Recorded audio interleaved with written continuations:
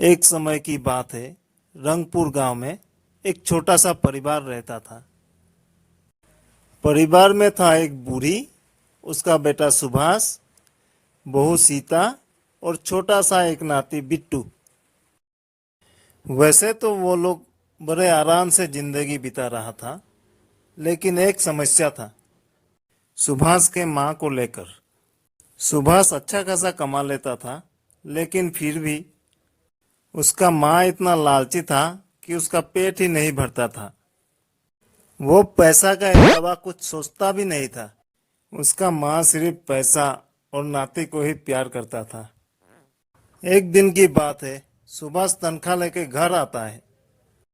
तभी उसका माँ उसके हाथ से सारा पैसा ले लेता है। दो, ये सारा पैसा मुझे दो। लेकिन माँ, मुझे भी तो पैसा का जरूरत होता है। तो क्या मैं तुम्हें पैसा नहीं देता हूँ क्या? जब जरूरत पड़ेगा तो मुझसे ले लेना। लेकिन माँ, लेकिन क्या? हाँ, लेकिन क्या? सुभाष कुछ नहीं बोलता है और चुप हो जाता है। उसके माँ के लालच के कारण सुभाष को बहुत जगह शर्मिंदा होना पड़ता था। तभी सुभाष की पत्नी सुभाष से बोलती है, सुनिए जी, ऐसा कब तक चलेगा? माँ का लालच तो दिन ब दिन बढ़ते ही जा रही है। क्या करूं, मैं भी माँ के इस आदत के कारण परेशान हूँ। दूसरे दिन माँ घर के कुछ सामान लाने बाजार जाती है। बाजार जाके एक आपेल वाला से आपेल का दाम पूछती है। आपेल क्या भाव दिया? ले जाइए माँ जी, बहुत ही बढ़िया आपेल है, एकदम स्वदेशी। बोलिए कितना कीजिए दूं? पहले दाम तो बोलो, फ्री में दोगे क्या? माँ जी, ये आप क्या बोल रही है? मैं अगर फ्री में दूंगा तो मैं क्या फुटपाथ में रहूंगा? 100 रुपया किलो। बोलिए कितना दूं? बहुत ज्यादा बता रहे हो, 60 रुपया दूंगी। माँ जी, इतना कम में नहीं होगा। अच्छा ठीक है, आपके लिए 70 रुपया लगा दूंगा। ठीक है ठीक है, 1 केजी दे दो। जब दुकानदार आपेल वजन कर रहा था तो माँ जी तराजू में आपेल दिए ही जा रहा था। वजन हो जाने के बाद भी 3 आपेल और दे दिए। माँ जी का ऐसा बर्ताव देख के दुकानदार बोलता है, माँ जी, यह आप क्या कर रही है? आपने तो 1 केजी की जगह 1.5 केजी ले लिया। ये लो तुम्हारा पैसा। माँ जी दुकानदार को पैसा पकड़ाकर आपेल लेकर चले आती है। फिर माँ जी घर आने के लिए एक रिक्शा वाले को रोकती है।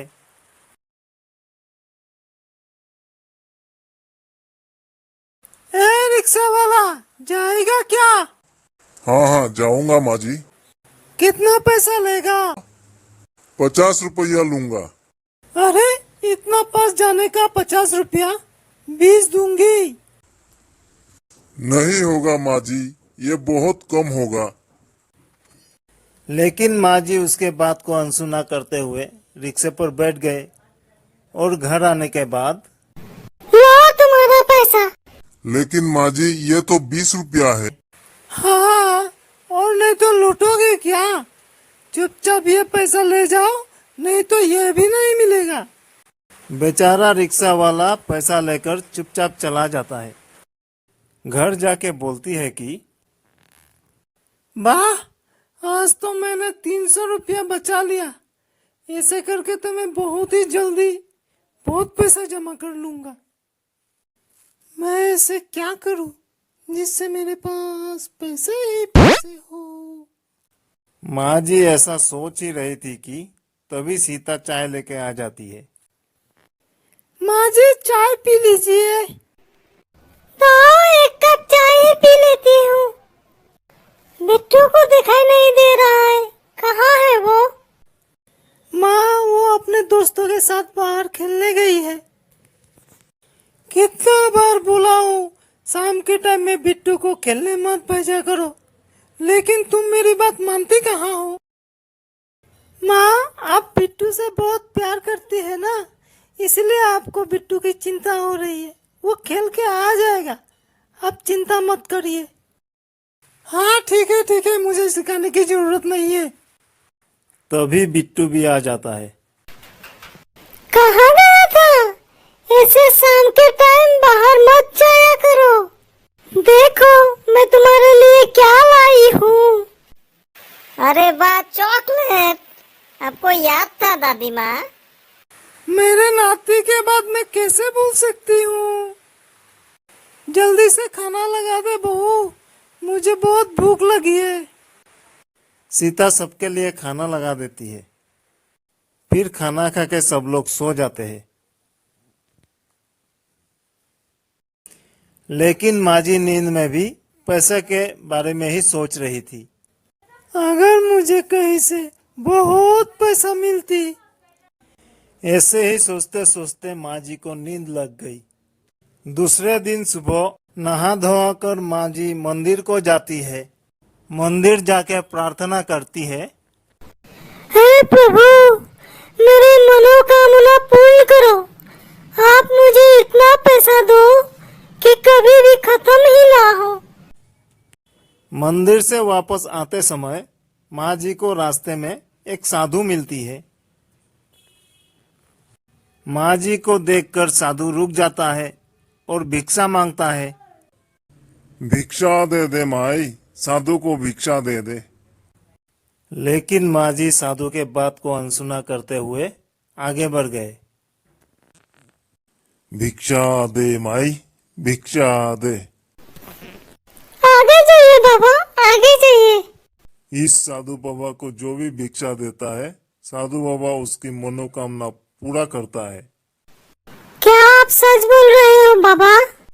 साधु बाबा कभी झूठ नहीं बोलता है। माँ जी अपने थाली का फल साधु बाबा को दे देती है। साधु बाबा फल लेके माँ जी को बोलता है। बोलो क्या चाहिए तुमको? जो मांगूंगी वो मिलेगा। मांग के तो देखो। तब तो बाबा मेरा ये इच्छा पूरा करिए कि मेरे पास बहुत पैसा हो। पैसा तो तुम्हें मिलेगा, लेकिन तुम्हारी सबसे प्यारी चीज तुमसे छीन जाएगा। बोलो तुम्हें मंजूर है? सुभाष का माँ बिना कुछ सोचे समझे हाँ बोल देता है। तुम्हारा इच्छा पूरा होगा। माँ जी साधु बाबा से वरदान लेके वापस आ जाती है और घर आकर बिस्तर में बैठ जाती है और अपनी इच्छा पूर्ति की इंतजार करने लगती है। ऐसे में बिट्टू आ जाता है उनके पास। दादी जी, बहुत दिन हो गया, पार्क में चलो ना, घूमने जाएंगे। मैं थोड़ी देर आराम कर लेती हूँ, फिर जाऊंगी, ठीक है?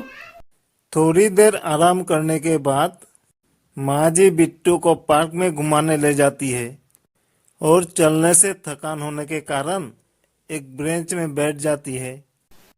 काश मेरी घर पैसे से भर जाता।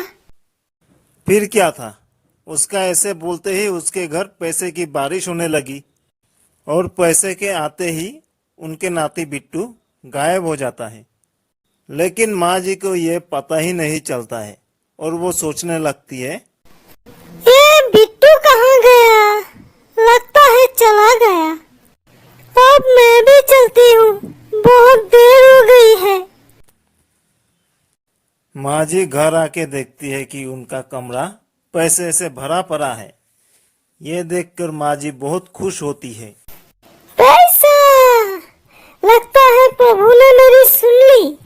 अभी मैं ये पैसा ले जाकर अलमीरा में रख देती हूँ।